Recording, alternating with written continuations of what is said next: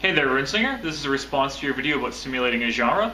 Excellent video, and actually no points that I disagree with, which makes it odd that I'm making a reply. But there's more that I want to add. First, what do I agree with?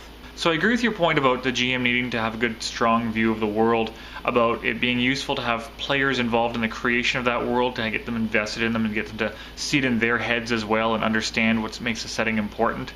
And your point about being true to the genre, specifically with moral choices, because that's the most common one that I think people will bring in today's views into.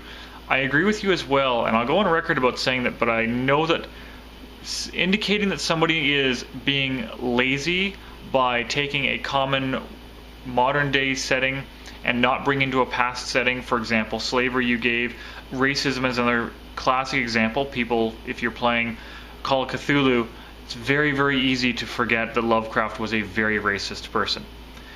But a lot of people don't feel comfortable bringing that into their setting, whatever the case might be, or they don't want to look a certain way in front of their friends. But again, I'm going on record, I agree with you. It is lazy. What I would add to this are the unspoken elements. Now I'll give you an example of unspoken elements that we can all see because they are spoken, and that is through accents. Now, you can learn an accent by practicing certain phrases, by emulating people who speak in that accent, or you can learn what letters are pronounced differently and how, what sounds are indicative to that accent, and mimic those or learn to use those in your conversations.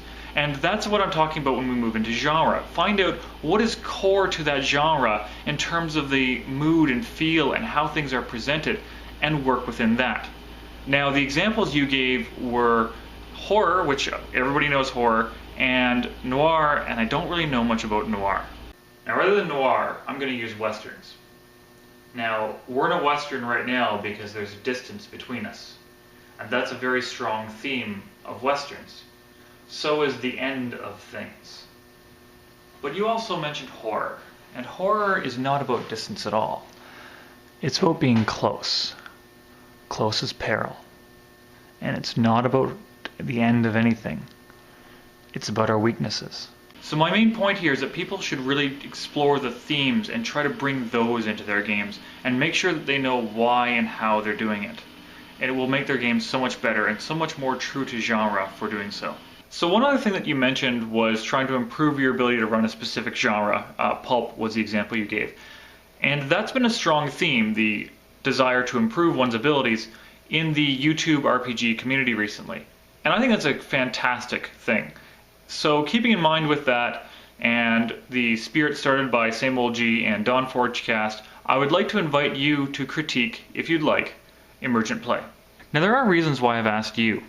You've certainly shown me you have a strong knowledge of the topics that I discuss, but more so than that, you've also shown me you have a very good eye for detail, and I'm curious what you might come up with. I know the ways that I want to improve my channel, but I'd really like to hear what you have to say as well. If you do, thank you in advance.